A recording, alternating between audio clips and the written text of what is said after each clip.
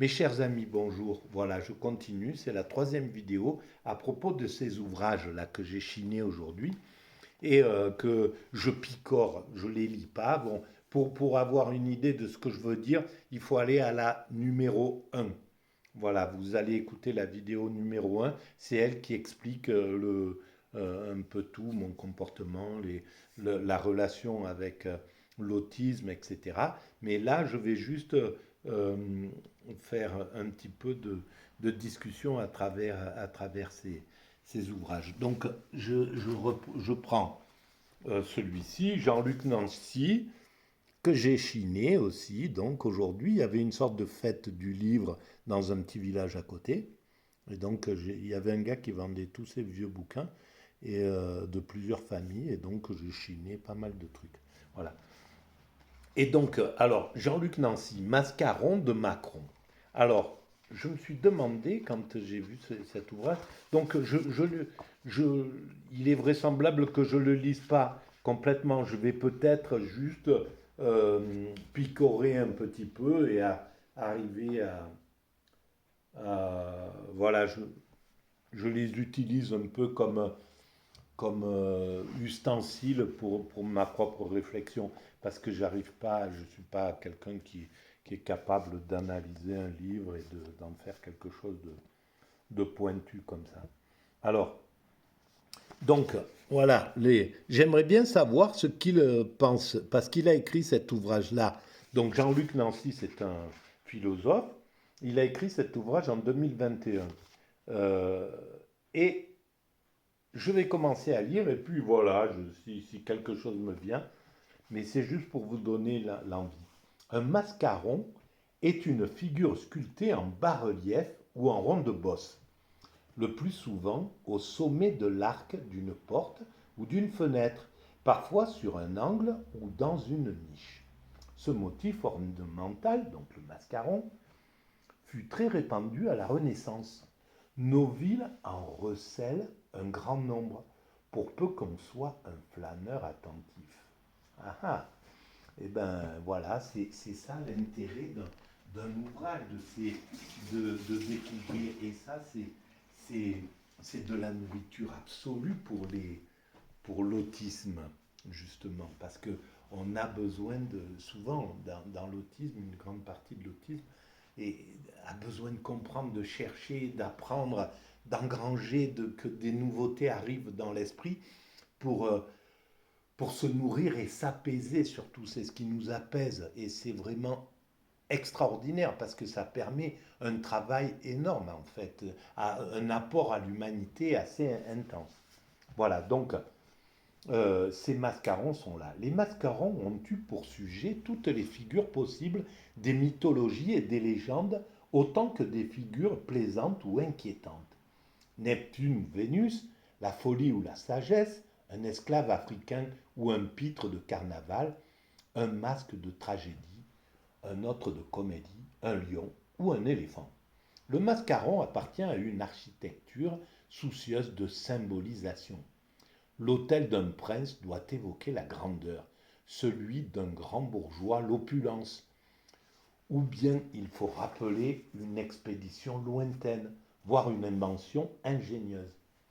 Venu de l'italien mascherone et d'abord plutôt chargé d'un caractère bouffon, le mascaron s'est élevé à la dignité délicate d'un ouvrage de précision et de charme, doué d'une expression morale, sociale ou intellectuelle. Il s'est ainsi complètement séparé du masque. Celui-ci dissimule et affiche autre chose que ce qu'il recouvre, à moins qu'il ne fasse comprendre que rien n'est caché qu'une absence. Le mascaron ne dissimule rien. Il est identique à la pensée qu'il figure. Petit 1. Par ailleurs, il ne faut pas confondre le mascaron avec le macaron, pâtisserie dont le hasard a voulu que ce soit une spécialité de la famille Trogneux, d'où est issue Brigitte Macron. Voilà, alors je vais juste lire un peu le début de l'autre, mais je n'irai pas plus loin. Alors qu'il est coutume de démasquer les hommes et les femmes politiques, Emmanuel Macron déjoue cette entreprise. il n'est pas un masque et il n'en porte pas non plus. Plutôt cisèle-t-il au fronton de nos institutions une série de mascarons qui présentent, sinon toutes, du moins de nombreuses figures d'un registre symbolique, mythologique ou idéologique. Chacun fera son choix, mais peut-être vaut-il mieux ne pas choisir, car le registre est complexe. Voilà, je vais arrêter là.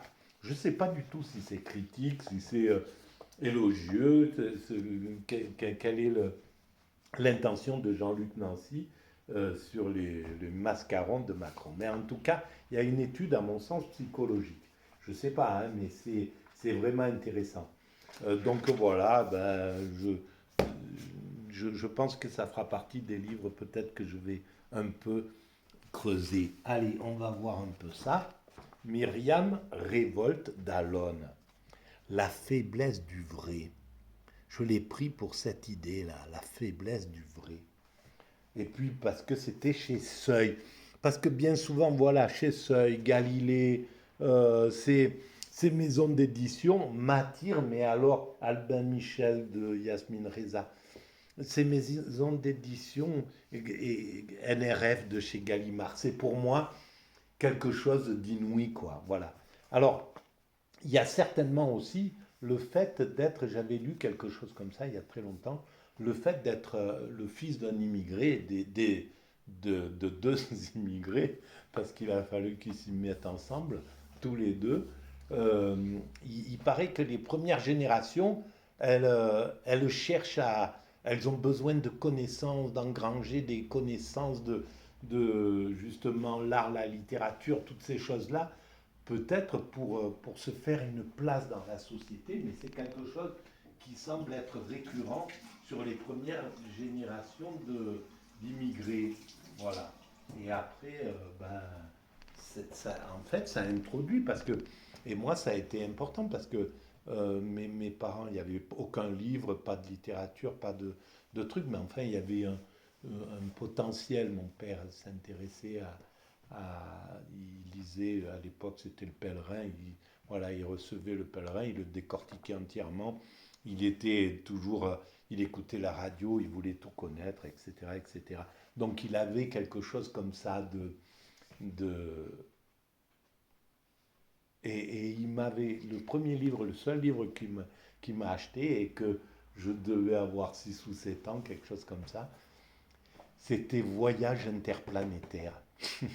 Je me rappelle encore. C'est le seul livre que mes parents m'ont offert. Et voilà, ben, ça veut tout dire en fait. C'était bien ça. Voilà, en tout cas. Alors, Myriam Revaux d'Alonne, la faiblesse du vrai. Ce que la post-vérité fait à notre monde commun. Alors, soit je lis la quatrième de couverture. Oui, pourquoi pas. Déjà, je vais comme ça, on va savoir qui est Myriam Revaux d'Alonne. Et philosophe, professeur émérite des universités à l'école pratique des hautes études. Elle a publié de nombreux essais au Seuil, et notamment La crise sans fin, essai sur l'expérience moderne du temps. Alors, elle fait partie de ces génies pour moi, de ces professeurs que j'ai suivis au tout début de la mécanique universelle, quelques cours à la fac de Nice, donc en auditeur libre, j'allais là-bas un petit peu, j'ai passé la journée et je suivais 5 ou 6 cours. J'ai passé vraiment une dizaine d'heures, quasiment pas 10 heures, mais au moins 6 heures. Et, euh, et donc là, j'ai vu ces professeurs et la beauté de leur enseignement, la, l'abnégation, le fait, le goût de transmettre, le goût d'expliquer, le goût de faire comprendre. Il y avait quelque chose, leur esprit pédagogique et surtout les jeunes qui arrivaient là, qui étaient, qui sortaient de je ne sais pas où, des hautes études, qui avaient eu leur diplôme de professeur d'université et qui arrivaient là sans aucun ego, qui étaient des passeurs, quoi. Et c'était d'une merveille de limpidité, de clarté, c'était vraiment extraordinaire. Voilà. Donc, l'irruption récente de la notion de post-vérité désigné comme mot de l'année 2016 par le dictionnaire d'Oxford, a suscité d'innombrables commentaires journalistiques, notamment sur le phénomène des fake news, mais peu de réflexion de fond. Or, cette notion ne concerne pas seulement les liens entre politique et vérité, elle brouille la distinction essentielle du vrai et du faux, portant atteinte à notre capacité à vivre ensemble dans un monde commun. Absolument. Alors là, je suis absolument d'accord et je pense que c'est en lien avec le fait de ne plus voir la complexité, de ne pas chercher la complexité, d'être, voilà, il y a quelque chose qui, on, on va déterminer vrai, faux, et tout ce qui est entre, alors que c'est cet entre qui est majeur dans la compréhension des choses, passe à la trappe. Et évidemment, ça empêche notre capacité à, à comprendre les choses, parce que voilà, le vrai n'est pas donné par la société. Les médias actuels ne nous donnent pas le vrai. Ça serait trop beau. Donc, ils amènent une partie, ils amènent le côté blanc, soi-disant, de la pensée universelle. Et le côté noir, c'est les autres, c'est les méchants, c'est etc., etc. Et c'est valable pour tout.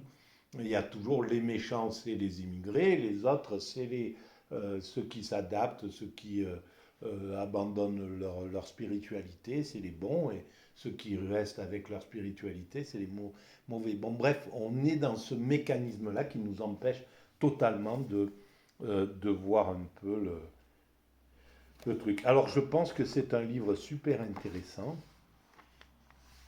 Ah ben tiens, la personne avait mis, ça c'est incroyable, la personne qui avait ce livre avait collé ça, de la démocratie, de la vérité en démocratie. Figure libre, Roger Paul Droit. Ah tiens, c'est intéressant. Alors peut-être c'était une analyse justement de Myriam Revaud-Dallon. Voilà. Bon, on va arrêter là pour cette vidéo et je vous dis à très bientôt. Merci de votre écoute.